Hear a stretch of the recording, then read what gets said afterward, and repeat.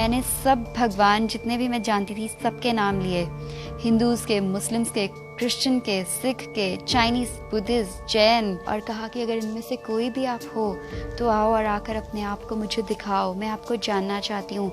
No matter what I will follow you. ऐसा पहली बार नहीं है कि वंदना कोई जवाब पाने के लिए बेताब है।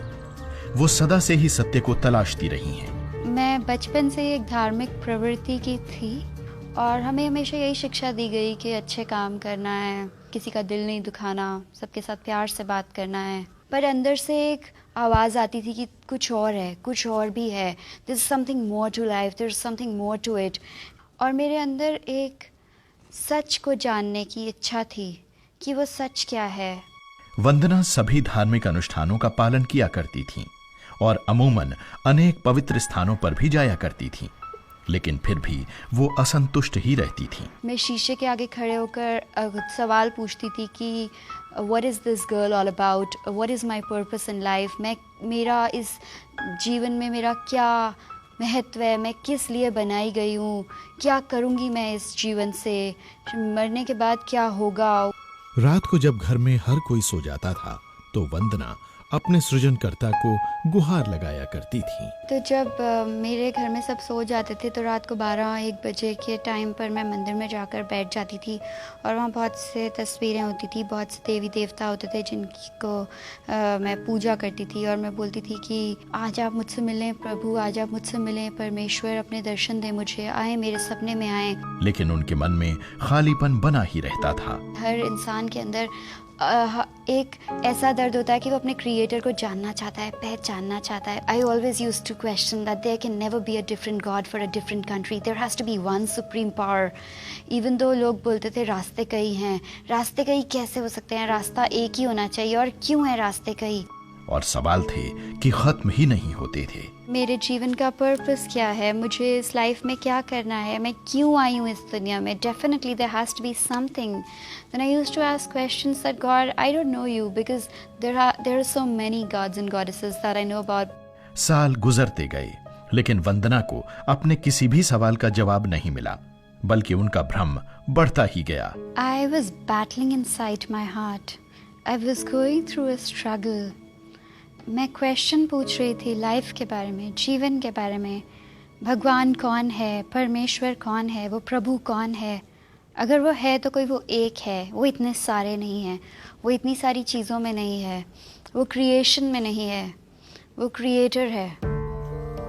एक रात जब वंदना अपने बिस्तर पर अकेली और हताश सी बैठी थी तो उनके सवालों ने उन्हें बुरी तरह घेर लिया। असली भगवान कौन है, that god come and reveal yourself to me, कि आप आएँ और आकर मुझे अपने आप को दिखाएं, मैं आपको जानना चाहती हूँ, मैं आपको देखना चाहती हूँ। मैंने सब भगवान जितने भी मैं जानती थी सबके नाम लिए, हिंदूज़ के, मुस्लिम्स के, क्रिश्चियन के, सिख के, चाइनीज़, बुद्धिस्ट, जैन, और कहा कि अगर इनमें से कोई भी आप हो तो आओ और आकर अपने आप को मुझे दिखाओ, मैं आपको जानना चाहती हूँ। No matter what I will follow you.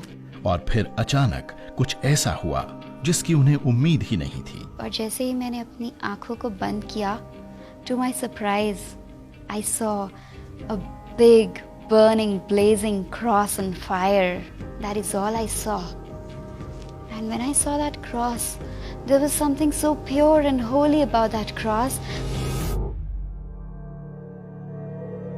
तो मुझे लगा वो मुझे अपनी तरफ खींच रहा है, मुझे लगा उसमें कुछ प्योरिटी है, उसमें कुछ होलीनेस है, उसमें कुछ ऐसी चीज है जो मुझे अपनी तरफ बुला रही है और मुझे कह रही है मैं ही सत्य हूँ। उसके अगले दिन वंदना को एक फोन आया जिसकी उन्हें कतई कोई उम्मीद नहीं थी। ये फोन उनके स्कूल के एक मित्र का था जो एक ईसाई था। 2.5 साल के बाद एग्जैक्टली उस दिन जिस दिन मुझे क्रॉस दिखता है, अगले दिन शाम को इस दोस्त का फोन आता है और मैं महसूस कर पाती हूँ कि कुछ बात है जिसके लिए इसका फ़ोन आया है, कुछ सुपरनैचुरल चीज़ है जो चल रही है मेरी लाइफ में, जिसलिए कल रात को मुझे क्रॉस दिखा और आज के दिन परमेश्वर ने कुछ ऐसा किया कि इस क्रिश्चियन फ्रेंड का कॉल आया। मैंने उन्हें बताया, विदुष ऐसा ऐसा हुआ कल मेरे साथ और मुझे नहीं पता कि मैं क्या करूं। तो उन्होंने मुझे यही बताया कि Vandana, God is knocking at your heart's door and you are not letting him come in. मतलब परमेश्वर तुम्हारे हार्ट के दरवाजे पर दस्तक दे रहे हैं और तुम उन्हें अंदर नहीं आने दे रहे हो। और मुझे ये बात बहुत अच्छी लगी। मुझे लगा कि कोई है जो मुझसे इतना प्यार करता है, जो मुझे बुला रहा है और मैं खुद उसके लिए दरवाज़ा बंद कर रही हूँ और मैं उसे आने नहीं दे रही हूँ। वंदना जानती थीं कि वो अपने हृदय में जो कुछ भी महसूस कर रही हैं, वो महज एक इत्तेफाक नहीं है। पहली बार एक परमेश्वर ने उनके सवालों के उत्तर देने की कोशिश की थी। अब उन्हें इस परमेश्वर के बारे में और जानने की इच्छा हुई और उन्होंने बाइबल पढ़नी शुरू कर दी। और मुझे ऐसा लगा कि ये बुक किधर थी, इतने सालों से ये कहाँ खोई हुई थी, क्योंकि इसमें इतनी सच्चाई थी कि जहाँ मुझे ज़रूरत है, ये बिल्कुल उसी ज़रूरत की घड़ी में मुझसे वही बातें कर रही है। आज वंदना कॉरपोरेट सेक्टर में एक कामयाब करियर रखती हैं और जिस खूबसूरत सत्य को उन्होंने खोजा है, उसे अपने आसपास के लोगों के साथ बांटने का कोई भी अवसर गंवाती नहीं है।